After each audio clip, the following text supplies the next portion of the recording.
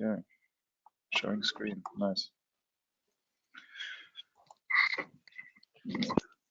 Hi, welcome to everyone. My name is Johannes Mullmann. I'm the SPOC for project promoters for both storage and transmission. Today's webinar is going to be held on project level benefits for transmission project promoters. With me are Leah de Hoort, who, I'm sorry if I mispronounced your name, Leah. No problem. I'm too English. Who's like the communications officer, I guess, and Maria Chiara Cavaretta, who is leaving us in June for 1 year sabbatical, effectively, but she's the behind the draft of the CBA guidelines. Hello. Let's maybe wait a few minutes to give the time to additional attendees to log in. Yeah, so we have 11. I think we're waiting. I think we need about, what do you say, like 37, hey? Let's maybe wait until, I don't know, 2 past 2 to make sure everyone has the time to connect. Okay.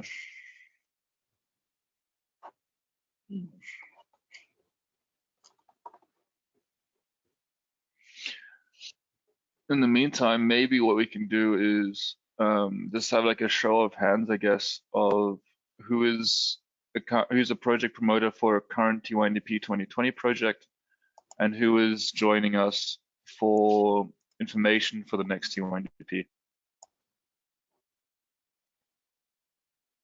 if that's possible. Maybe just post in the chat if you're oh, perfect. So there is a chat box available, so like post response here, and what you can do is simply post if you're 2020 or if you're for future TYNDP.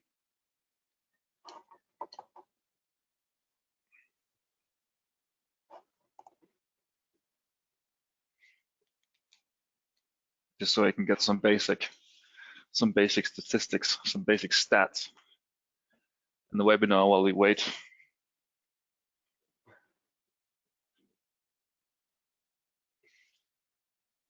Thanks, Thierry, for your response. Thanks for being active.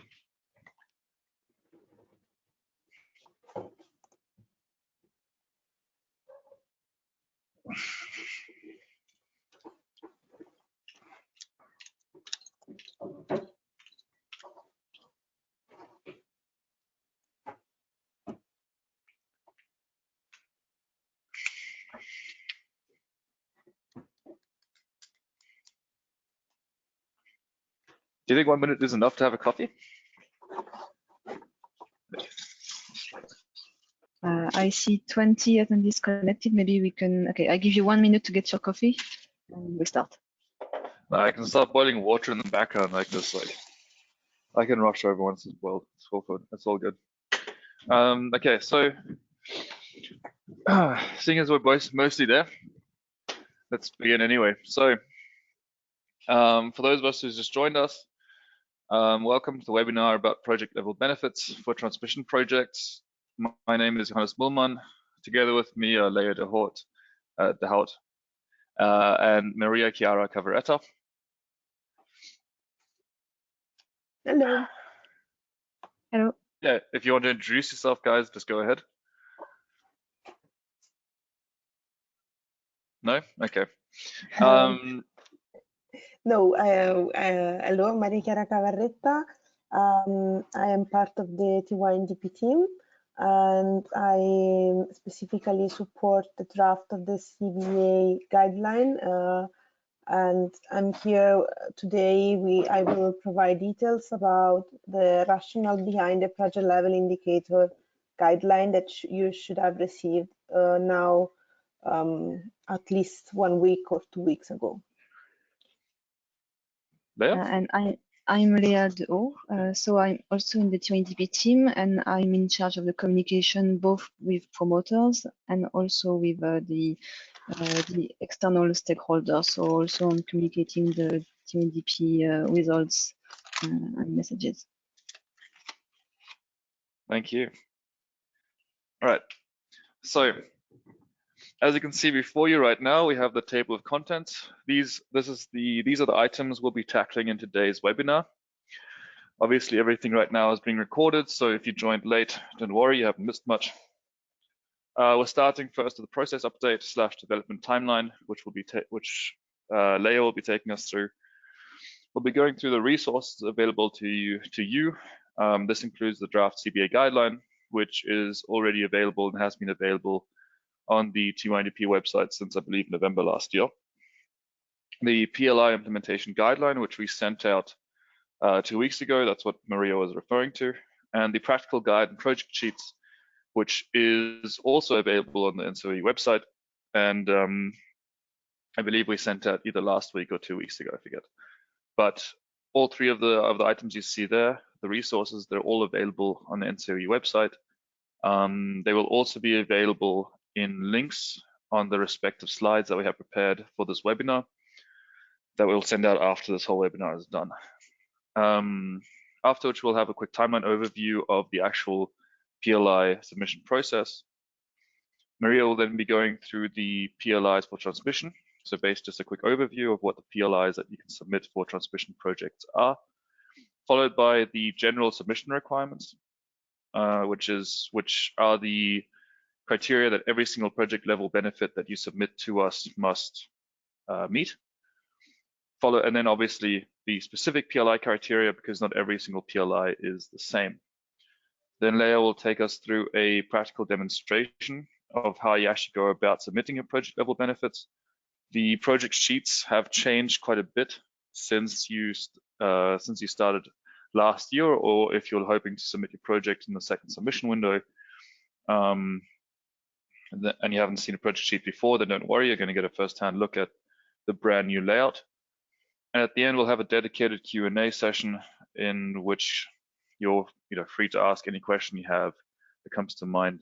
In the meantime, if you have any questions, you can either raise your hand.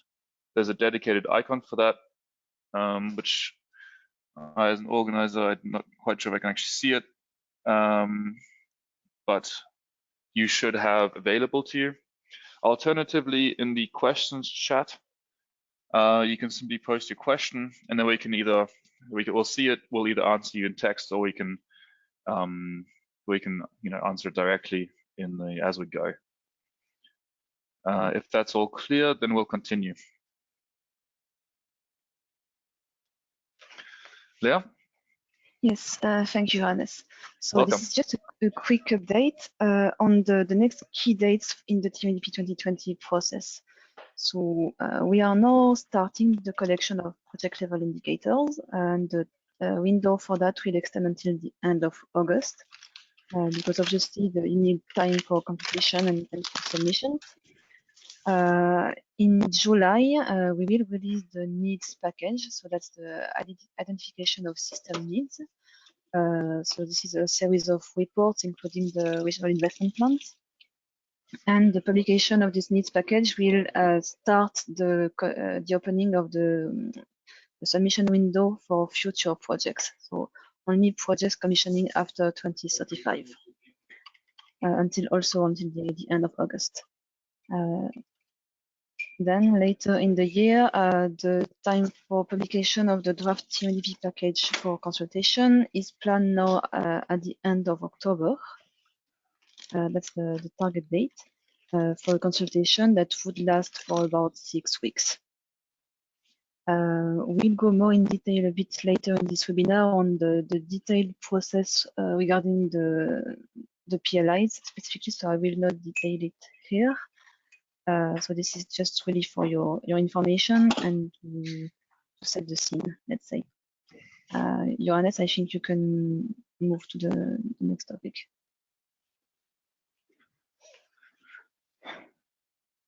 Okay, so this, before we continue, is just a quick overview of the resources you have available to you. The links that you see are all leading straight to the website. And I believe if you look through your inboxes, you will see that we sent these to you as well.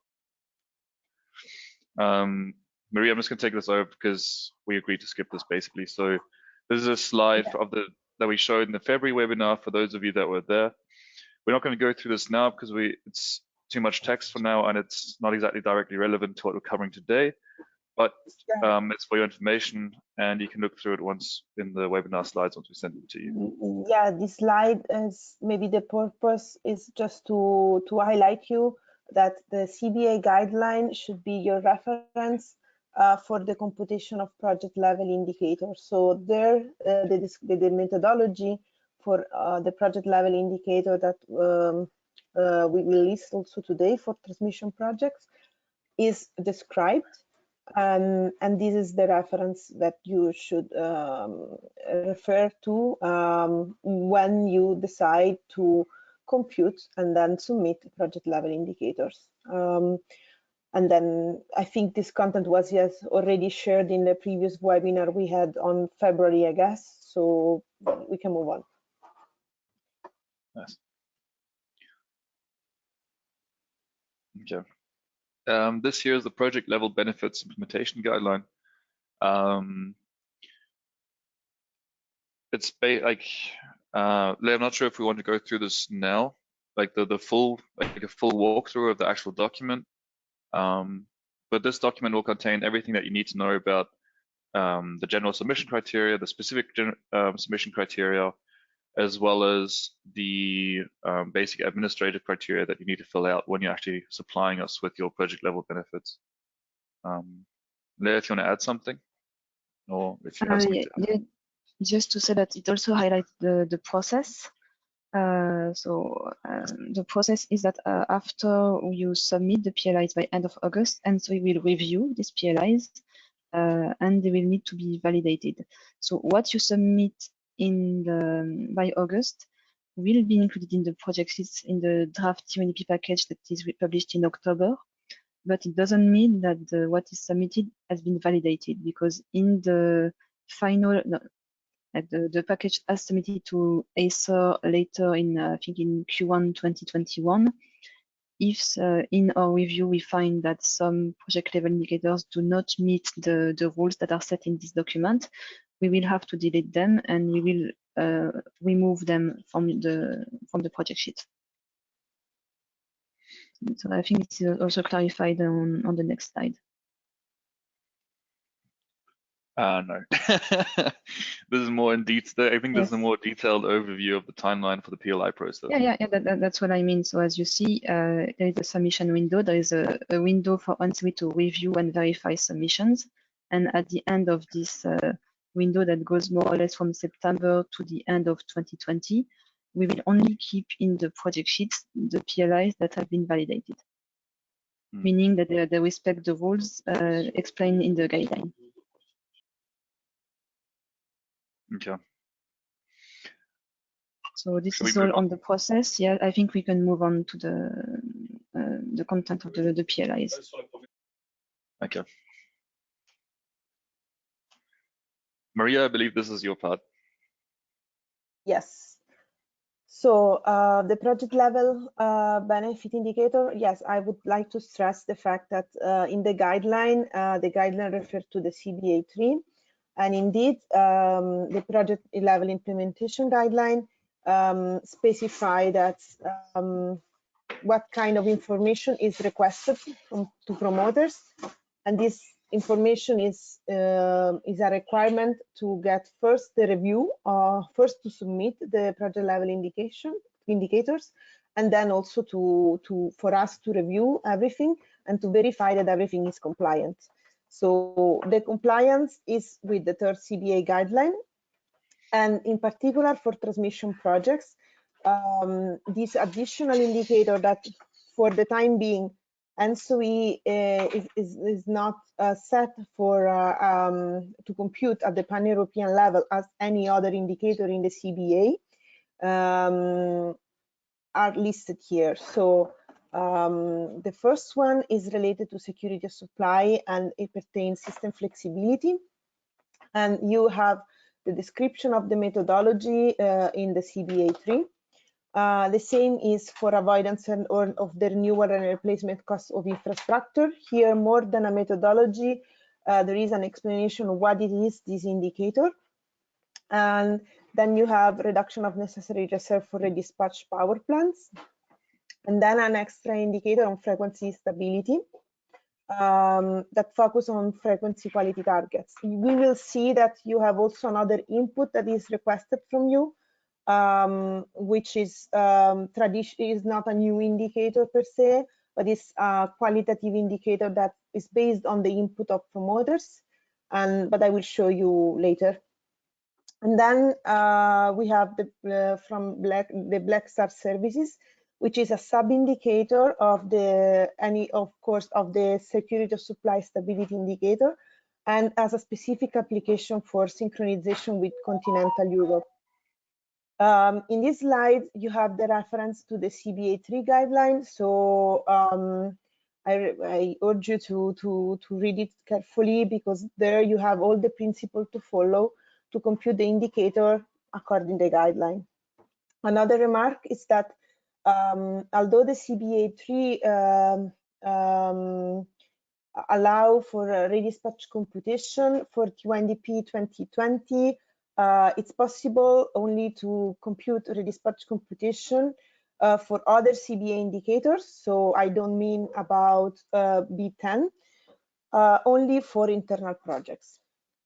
So we can move to the next slide. This was already presented, I think, in February.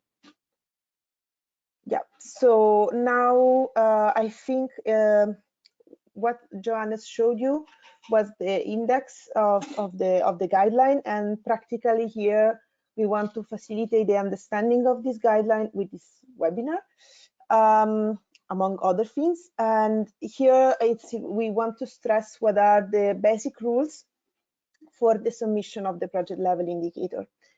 So first of all, you are not obliged to submit this project level indicator. So your project is a candidate in TYNDP, and there is ENTSO-E is performing a CBA assessment on it, on any other indicator that is not a project level indicator. So your project will receive a CBA assessment even if you don't submit for project level indicators. So the submission is not mandatory. You are free to not submit. Of course, you're free to submit among the one that we listed before. Of course, only the indicators that we have listed are open for submission, nothing else. The second rule is that the submission should be compliant with the description of the methodology and the indicator that is in the CBA3 guideline. And then we enter into the what kind of scenarios can be used. So of course, ENTSO-E recommends the use of ENTSO-E and ENTSO-G scenarios.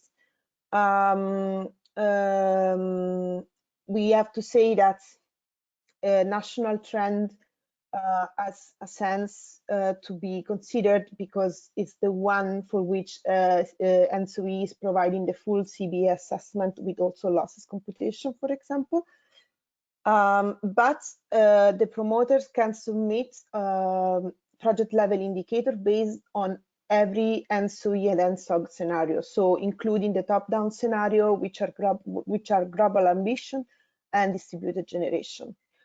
Because we know that sometimes promoter might have performed a study before this data have been released, for example, we allow a submission for your project level indicator that is not based on ENTSO-E and ENTSO-G scenarios, but only based on one scenario. So you have to submit your project level indicator on another scenario. And of course, we will see after, we will ask you also the explanation and justification for it, but it's just, it's not an information that we are gonna publish. So that is an important part I wanted to clarify. And one other aspect is that when you submit a project level indicator, by logic, you have to submit it at least for the 2030 horizon. Otherwise, it doesn't make sense, honestly. The 2025 horizon is up to you. So you can submit even just a value for 2030 horizon without the 2025, but you can submit for both. If you choose to submit your project level indicator based on a scenario that is not ENTSO-E and ENTSO-G scenario, you will be asked to give us some details that I will explain you later. So the data set of the scenario and some description, so such that the experts that are requested to review the submission are able to understand your submission and to also see the plausibility of the scenario used.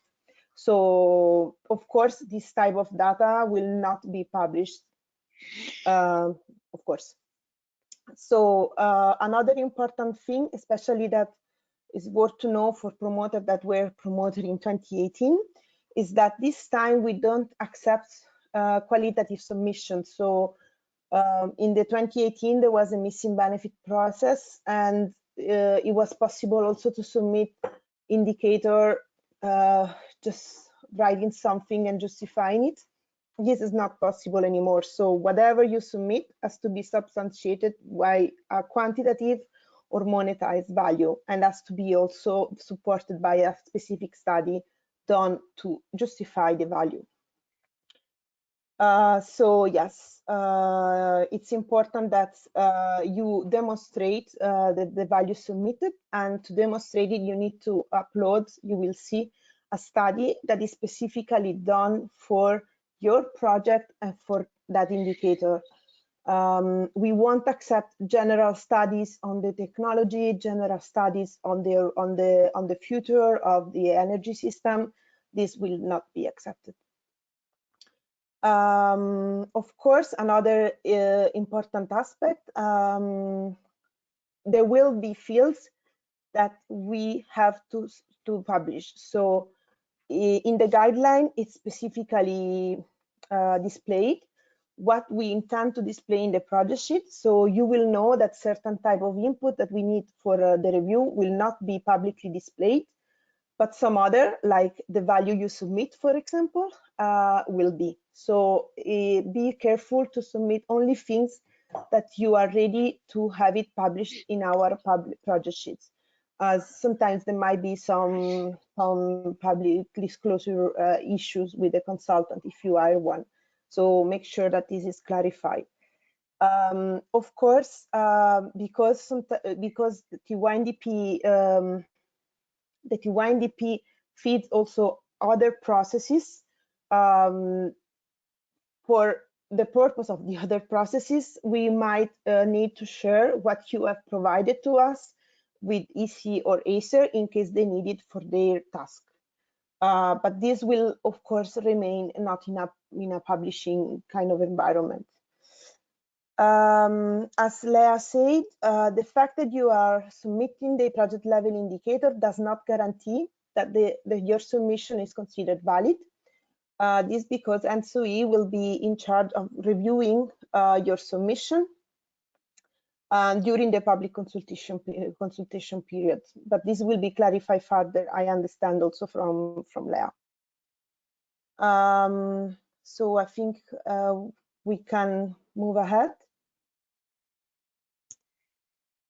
So here we want to provide you a little bit of rationale what you can find as a requirements in general. So these type of rules are in general for the indicators. There are some project level indicators that require less data, and we will see also this exception in this webinar.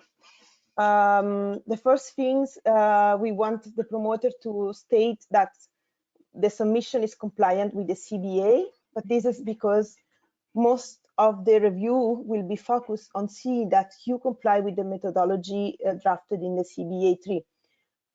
So this is first, let's say, important take of responsibility from the promoter. Another aspect that you will be requested to declare is that the submission of the project level indicator is agreed with within all the promoters of the project. So that's if different parties are part of the project, so there are different promoters in terms of legally different promoters, these have to agree on the submission of the indicator. This type of information, however, won't be shared. Of course, we require that the study has been done specifically for that project, so we don't accept general study, and for that we ask you also to take responsibility of. We will verify these statements through the study that you will submit, but it's important that you are aware of what you are submitting. Then, depending on the indicator, we will ask you whether the submission you are making is on a quantified or a monetized, how to say. So if the indicator, the value is a quantitative, so I don't know, megawatt hour, for example, or it's monetized, and if monetized will be €1,000,000 per year, actually should have been, okay. But if the CBA3 already demands a unit of value, so a monetized value, for example, you then won't have a choice, and it should appear also in the platform that the unit is already set, and you need to amend to that unit. So if you have computed things in euro, but the unit is €1,000,000 per year, you will have to provide the value on the €1,000,000 per year if this is the field required by the CBA guideline. Okay, I think we can move on the other requirements.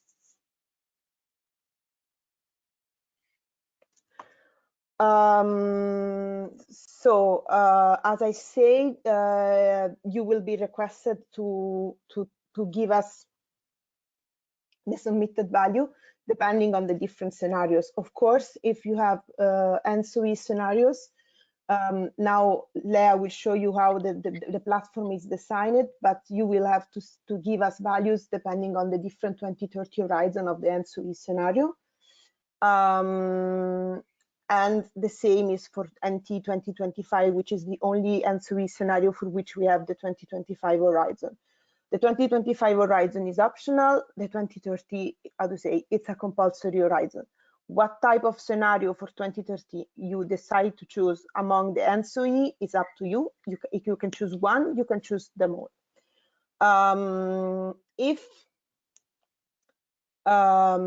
If instead you are submitting your value based on scenarios that are not ENTSO-E and SOG scenario, you will have to state that, and I think the platform will show you how this is stated. And of course, you will have to submit at least for the 2030 horizon and optional for the 2025. In this case, you cannot choose many different scenarios. You will have to stick to one scenario. In case you are not submitting value based on ENTSO-E scenario, of course, we will request you some extra information. So the name of the scenario, the description, the data source, and if the upload of the data set, it will be in Excel, I understood. And also the reason why you are using another scenario. This reason is, of course, up to you. It might be that you have started already the study in February and you didn't have the data set available. I mean, the justification is up to you to provide. Next slide, please.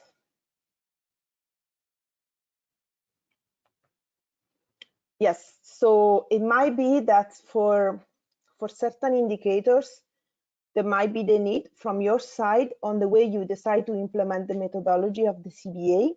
There might be the need of extra assumption and justification. So let's go beyond, for example, the data set of ENTSO-E scenario. In this case, you will have to give us description of this assumption and a justification for the assumption taken. And if this assumption goes beyond a merely pure assumption, you have to provide the data source for this assumption. If this assumption really requires some extra data, so you should upload also the data set for this extra assumption.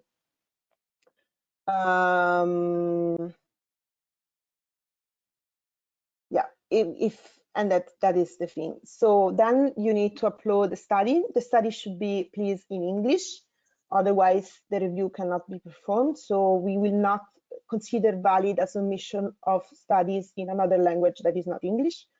You should give us the information about the year of the study. Of course, we won't publish the study. It's remain in our internal database.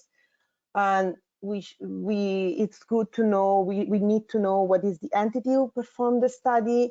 And then the rest of the information is mostly for us to give us the chance to orient within the study. So give us some references on where we can find the assumption described in the study, or I mean the reference, the pages where the methodology, when there is description of the methodology implemented. Next slide, Johannes.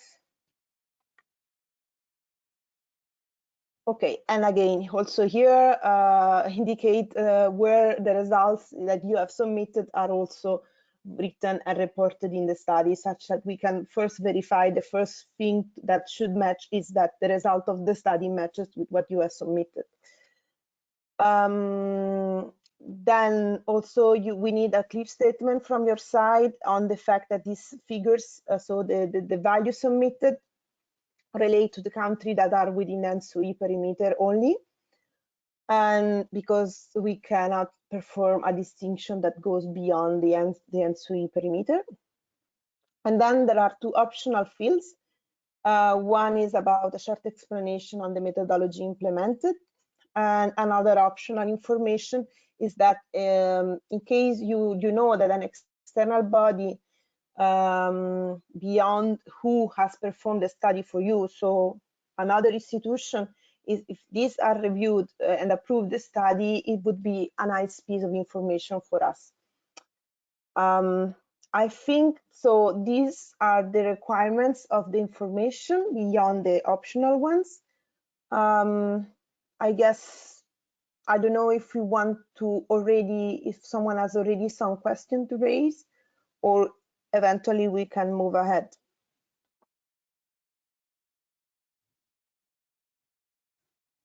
Raise your hand if you have questions. I can't see any questions. There's no hand raised. And the only questions we have are from the very beginning, for people answering whether they're in this TYNDP or the next one.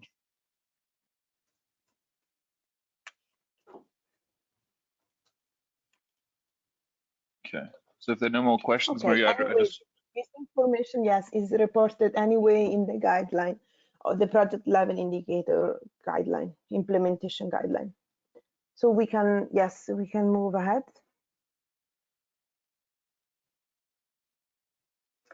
Yeah, so as I said, what the rules I've explained before are valid in general, but some indicators for their nature require some, I mean, I have different requirements or less requirements, or I have some exception. The first one of them is the one related to security of supply system flexibility, and is related to the balancing energy exchange. So in this case, you don't have the freedom of what kind of value, what kind of unit of value you can submit, because this is in million euro per year only. And for this, as you can see in the project, in the CBA guidelines, so in the third CBA guideline, you can see that for this particular indicator, the value you submit won't appear in the project sheet, because the experts have resolved that for this indicator, certain assumption might not be enough mature yet. So we will transform your monetized submission into a qualitative submission. And in the implementation guideline, you see what type of conversion we are performing.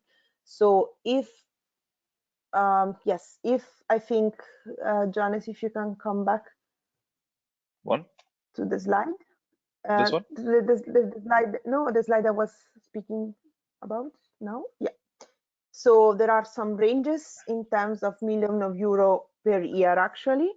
And usually if the benefit is below the €1,000,000, this won't result into actually an impactful type of benefit. You can anyway submit it. I mean, it's up to you. Then there is a range, and then beyond that range, you have the most of the benefit considered by us. So what you will see in the project sheet is the qualitative indicator, not the monetized one. In any case, even if there is this conversion will be done before the consultation, so when we will publish the first time the project sheet, in any case, this submission will be reviewed. So even the qualitative are subject to review and to validation from ENTSO-E side. So I think we can move on the next slide. So for this indicator is different from the others. So for example, for this indicator, you don't have to base your submission on any scenarios.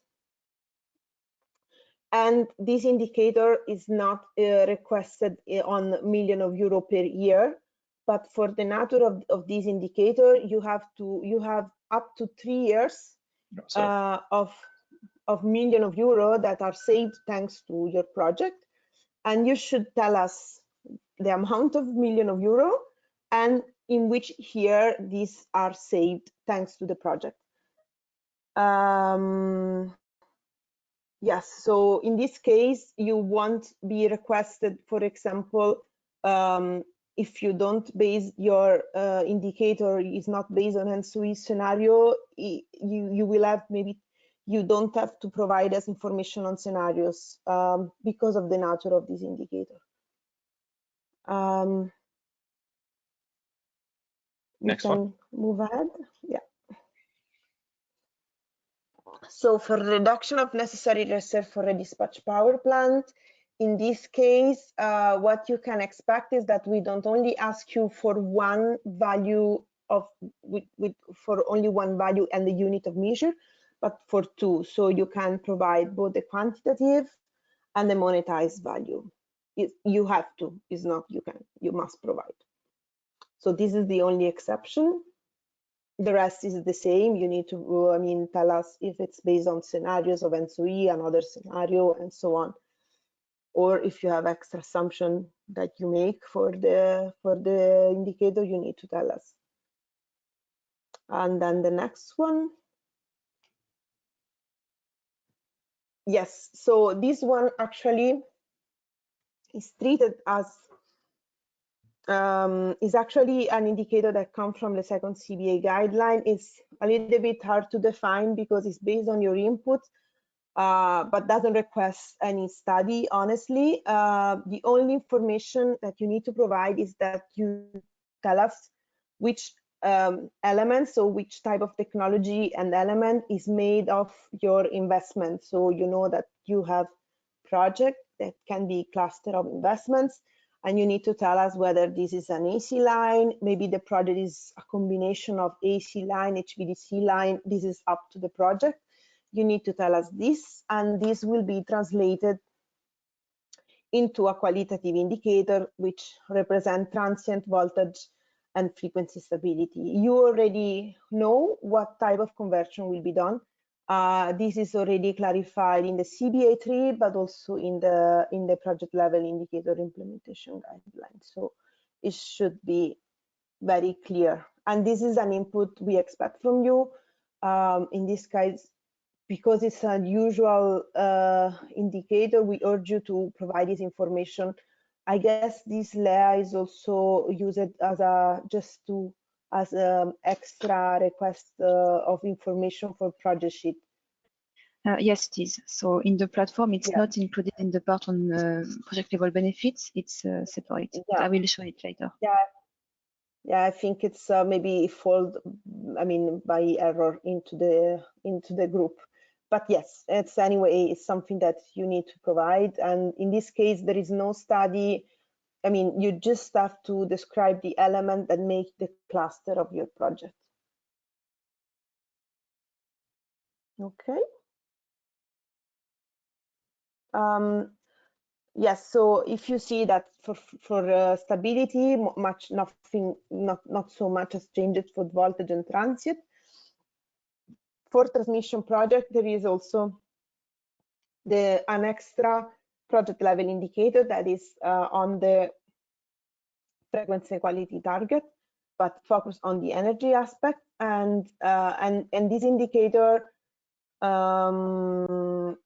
requires another, as a specific request, that is the unit is megawatt hour per year, and this is because it's due to the fact that this indicator is focused on the energy aspect, so the limit is there. Then the methodology is described in the CBA3.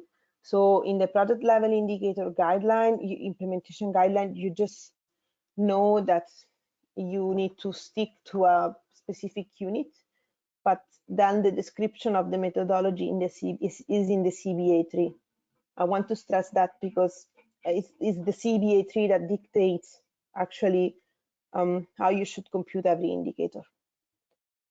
And I think next slide, I think that's the overview. No, there is still, yes, another indicator for which there are exceptions. So in this case, the exception is also, again, a constraint in terms of the unit that you submit. In this case, is €1,000,000 per year only. I think anyway that the platform is set up such that this type of constraints, so in terms of unit of value, will be already displayed to you in the platform. Am I right, Lea? Yes, yeah, exactly. So there is the risk of error is low. And I think that's all for transmission project. Yes. So I would leave the floor to Lea, that maybe she can show you how whatever I explained to you is translated in practice, I guess. Okay, I'm going to share my screen right now, if I can. Okay, so just a second.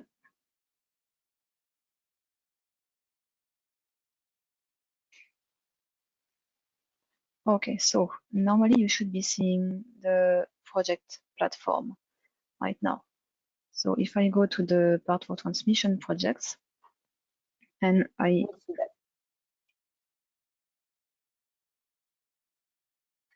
open my test project, let's say I want to submit a project level benefits. I go here on this tab, name project level benefit. And here you can see the list of available benefits for transmission. So those that were presented by Chiara just now. So to submit a benefit, let's say I want to submit this one. You click on add this benefit and you click on the name to reveal the form.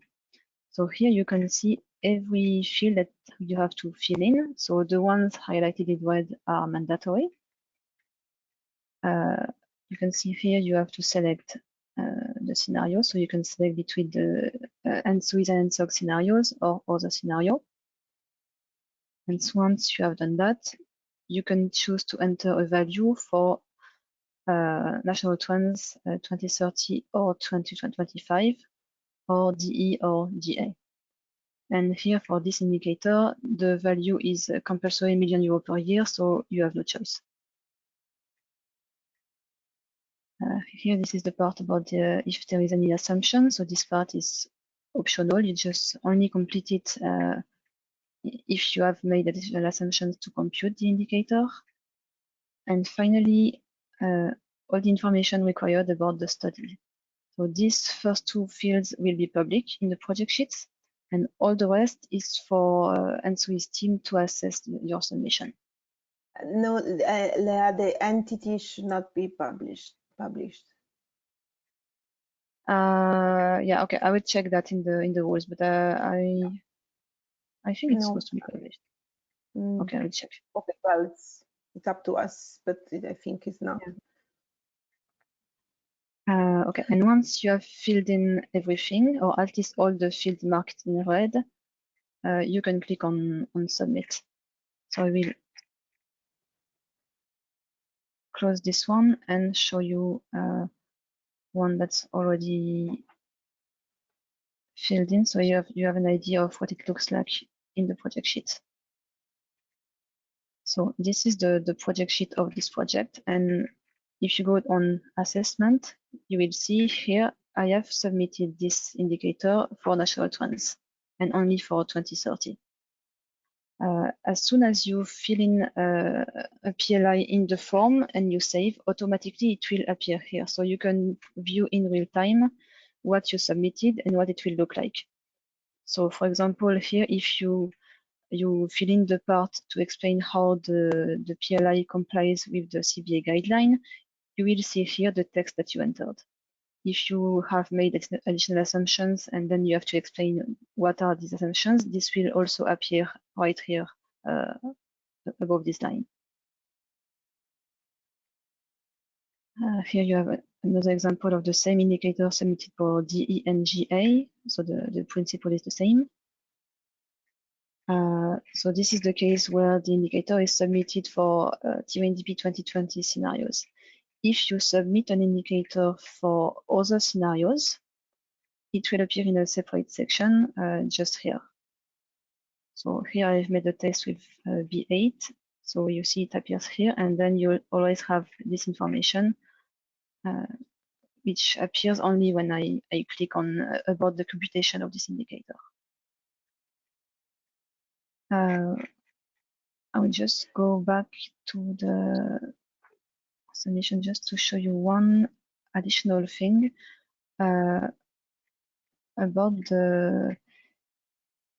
this indicator, which is not really a PLI. It's the one on system stability, but which Chiara showed to you a few minutes ago. So this is not in the part on PLI. It's in this tab on CBA indicators because it's not considered as a PLI. But I think we expect all transmission projects to complete it. All you have to do is here to select each investment. So this is my first investment. And for each investment, select the type of element. So you have a list here, you just select one, and automatically these three fields will edit. So let's say select another one, you see it's automatic, and this appears in the project sheet. So I edit. This appears here under the part of indicators that are not related to a specific scenario. So here you have it for each investment. You can see your submission. So when submitting indicators or completing the project sheets, I really advise you to preview your sheets and see what it looks like and adjust your submission accordingly. So that way you can really see, for example, if you are planning to apply for the PCI status, you will be able to see what the people assessing your applications will view when they see your submission. Are there any questions at this stage? While they maybe think about the question, I wanted to, yes, you're right, it will be published, the entity that is as performed the study, so my bad. And another thing maybe I forgot to mention is that during the review process, in case some information submitted is not clear or is considered not sufficient, you will be contacted by Johannes eventually to give you the chance eventually to clarify whatever input is not clear or whatever input is considered as missing for a complete review or for considering the submission valid. So you can expect a contact from Johannes eventually during the review process. This is something I wanted to say that I didn't say before. But it's important for you to know that eventually if something is missing, you will be notified. Of course, there will be a communication, a bilateral communication with you, and things will be requested by a certain deadline. that is to allow us to move on with the process and the review process and do it, I mean, in reasonable time. But this has been done also when you submitted the projects eventually. So nothing new, nothing so new. Yeah.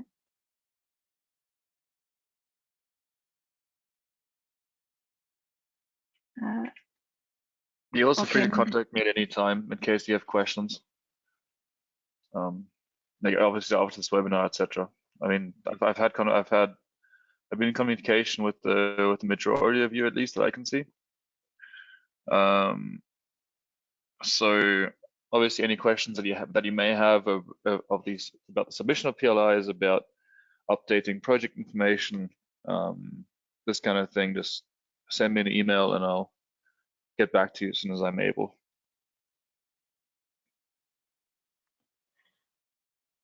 Okay, I think now is the time to take questions. Yes. So far we only have the questions well, questions, I mean, just responses to the original question, which we had at the very beginning of the presentation, which was who is here from 2020, who's here for a future TYNDP project. But there's also quite a few attendees who are not attentive, apparently. So to those who are, now's your chance, now's the opportunity to ask as many questions as you want. Whichever questions are on your mind. And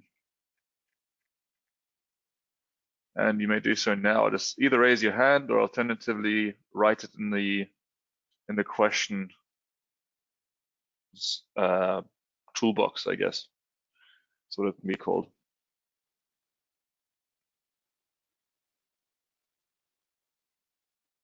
Just give them about 5 minutes or so. Yeah. Let's see who responds. Simon asks whether these slides will become available. Yes, we will publish them on our website, and we will also send them to attendees by email. Yeah, the webinar is also recorded, so any questions you ask now will be available afterwards, I believe. Lara, is that right? Yes, so we will publish also the recording of the webinar, like we did for previous webinars. So if you missed the beginning, you can easily view it again. Yeah. So the more questions you ask now, basically, the more benefit there is, just like university or high school, basically. So I see a question from George. Can you please clarify what is mandatory to submit? Maybe you can go back to the slides on the general information. It depends what it means with mandatory to submit, right? I mean, PLIs in general are completely optional. Yeah, submitting a PLI is optional, but once you decide to submit one, then there is mandatory information. Yeah, that's the meaning.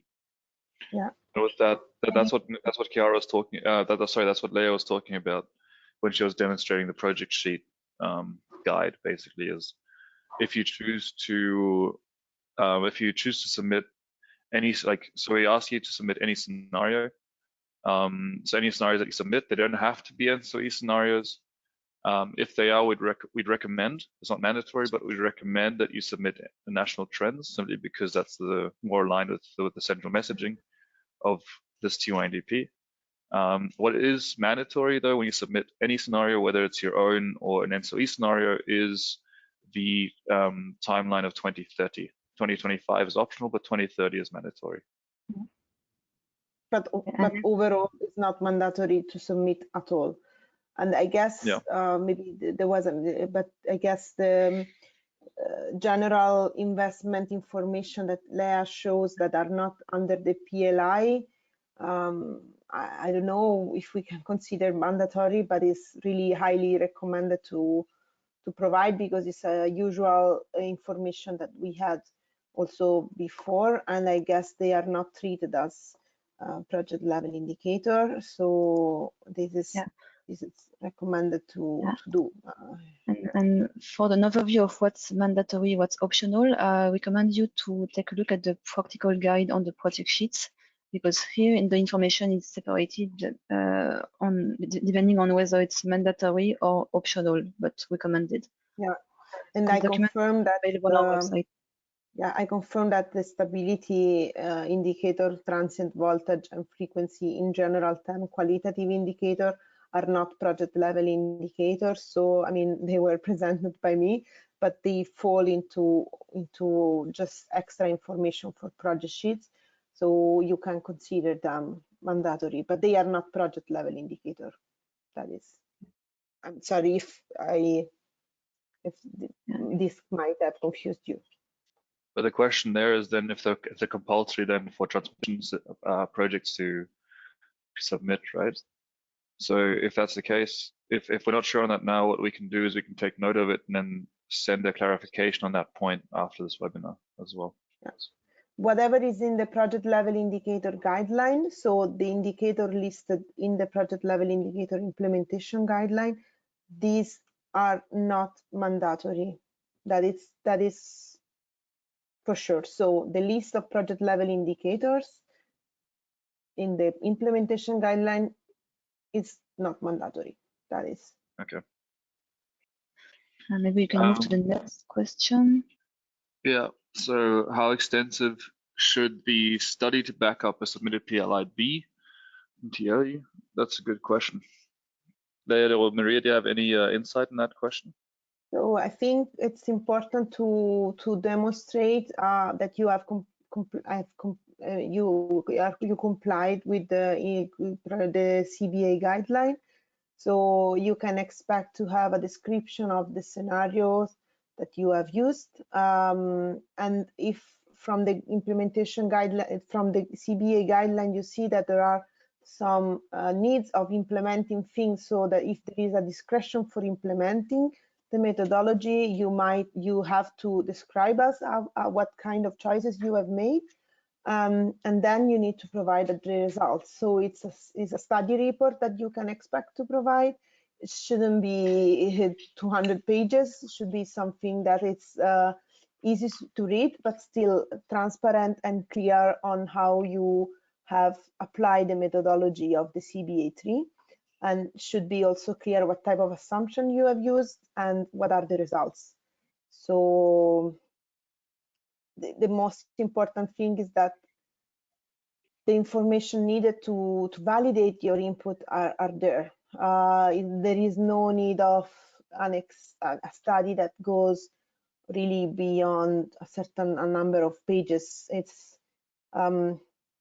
important that you clarify how you have respected the guideline and how eventually, if there are some choices on implementing the guideline, you clearly explain them, and such that then the reviewer can understand that you have complied with the guideline. So no 100 report type of things. Of course, if you need to eventually draft a lot and explain a lot, it's up to you, but it's not necessary to be too much. I mean, to go beyond a certain level of detail. It's important that there are instruments to understand that you have complied for that.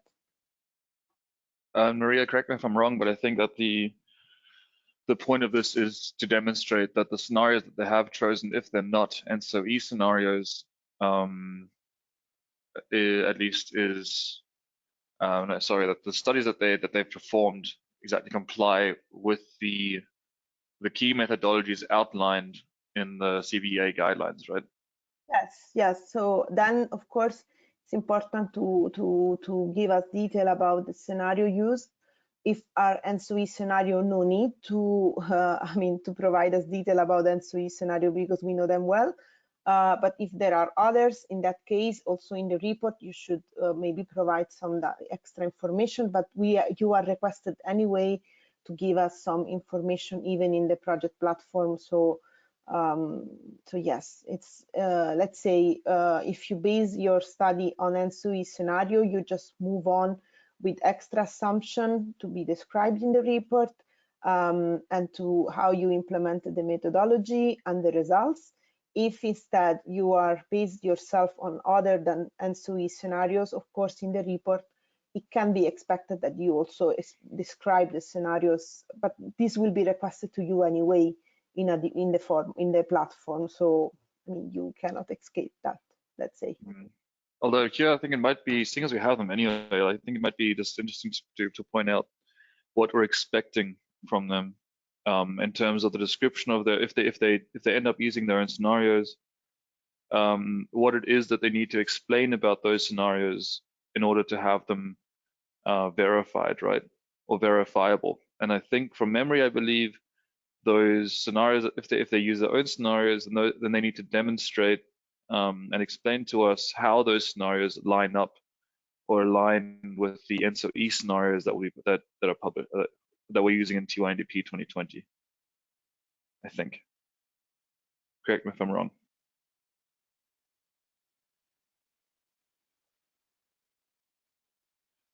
Okay, silence means yes. Yeah. Okay. All right. So so next question is from Sujan. Is there a guideline how to calculate project indicators? Yes. If we go back a bit, you'll see everything you need to know is included in the draft 3rd CBA guideline. That's the most extensive. That is the Bible. That is what you have to go to in order to have absolute certainty on the methodology required to calculate PLIs. The second, or let's say more like condensed version of that, or a good place to start at least to get some sort of insight into what you can do, would be the implementation guideline for project level benefits. So the second resource that you see there, implementation guideline on project level indicators based on promoters' input. That's a good place to start. And then from that, any more in-depth detail that you require is included in the draft CBA guidelines. Last question, at least currently the last question would be does it have to be a third-party report?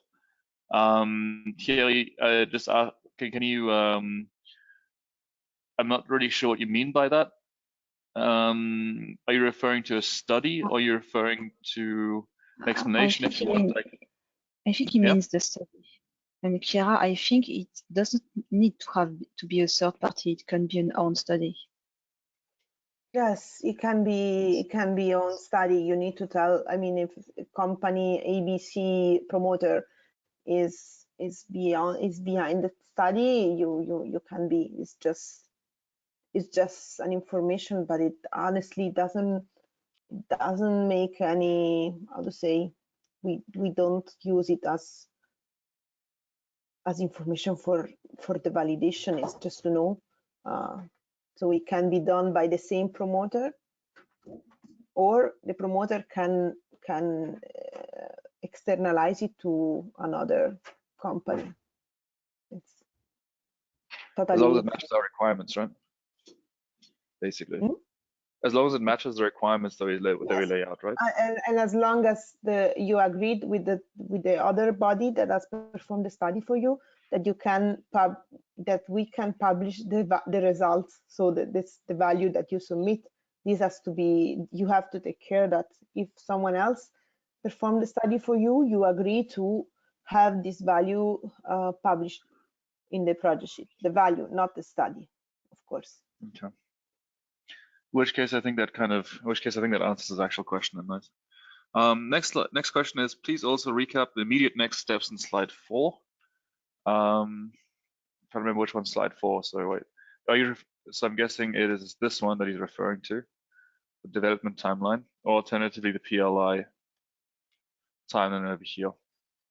So I guess the immediate next step is that for now you compute and you submit the PLIs, and you have until August for the PLIs. There is other information to complete in the project sheets that is for which the timeline is a bit earlier, it's end of June. But for this we have a separate webinar, I think on the 25th or 26th of May. So I won't detail it here. But right now for PLIs, the next step is that you do the computation and you submit it. This one here.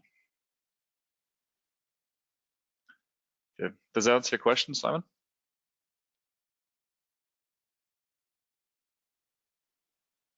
Nice. Okay, cool.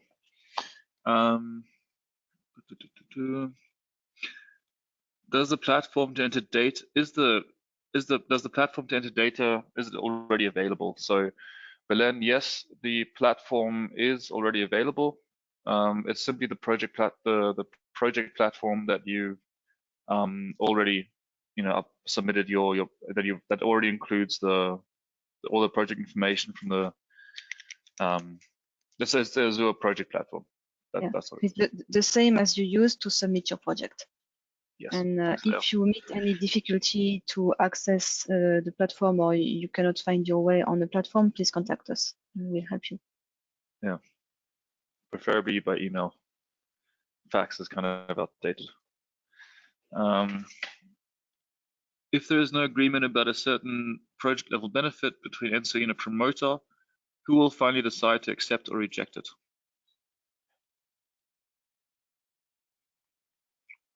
That's a good question. So he's asking if there's no agreement about a certain project level benefit between ENTSO-E and a promoter. So I'm guessing it's a he said, she said sort of scenario. Who will finally decide to accept or reject it? I think editorial rights on the ENTSO-E project sheet at the final end belongs to ENTSO-E. So ENTSO-E is at the end the owner of the TYNDP package, and the project sheet are part of the package. But we hope we don't end up with this. To be said, it can be that as the project sheets are also part of the TYNDP package, this is anyway submitted also to Acer, and Acer might also release an opinion also on your submission. So that is also another side of the story. But after the consultation and before the submission to Acer, it's ENTSO-E responsibilities to submit the full package of information. So a final word belongs to ENTSO-E. But we hope that if there are some issues on the submission during the review, things are clarified, and there is no need to arrive to this point. If you comply with the CBA guideline, there should be no risk, honestly. Okay.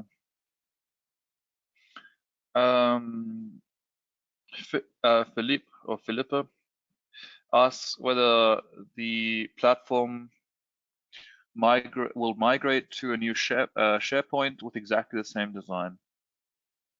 So no, the platform will not migrate to the new SharePoint because it is not on SharePoint. It's a totally separate environment. It's built on Microsoft Azure.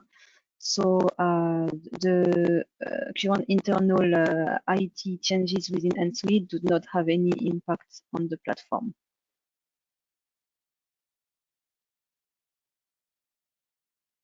And I think that answers the question. I reckon that definitely answers the question, yeah. If there are any more questions, just let us know. Oh, there you go. I know, we're done. So that is all the questions that we had, at least in the question tab, I guess. So if there are any more, should we give them like another 3-4 minutes just in case someone was asleep? This kind of process questions, or do you reckon that we can finish it now? Leah, Maria.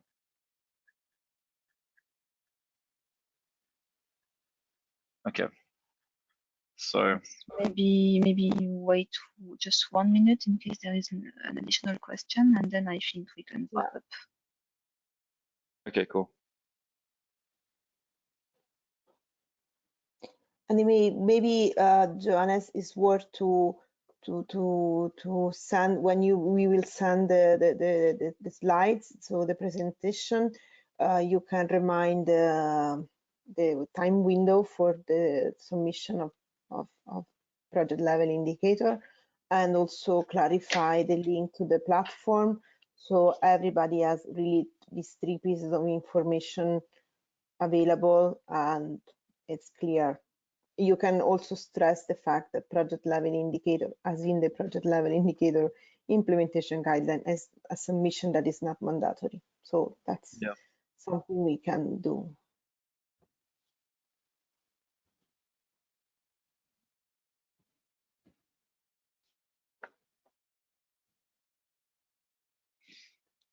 So I got clarify the PLI submission window, and the second part was that they're not optional, right? Yeah, and the link to the platform, just in case it's not so clear.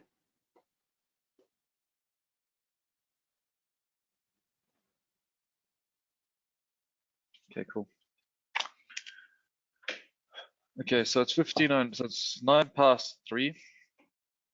There are no updates in the question box, I guess. No new questions from promoters. So if that's everything, then I suggest that we cut it here. If anyone has any more questions, oh, here you go. Anyway, if anyone has any more questions, please feel free to contact me. I am your single point of contact for anything project related. So if that is everything, then I wish everyone a good day.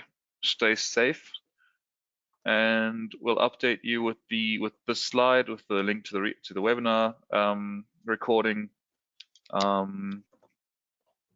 along with just a reminder about the PLI submission window and the platform submission link, just so everyone has that nice condensed format. In the meanwhile, I wish everyone a good day. I hope everyone has a good weekend, and that everyone is safe during this quarantine. Yes. Thank you. Yeah. Thank you. Thank you, everyone. Wait, Thank you. we actually have a slide for this. There we go. All right. Okay. Bye, everyone. Bye, everyone. Bye.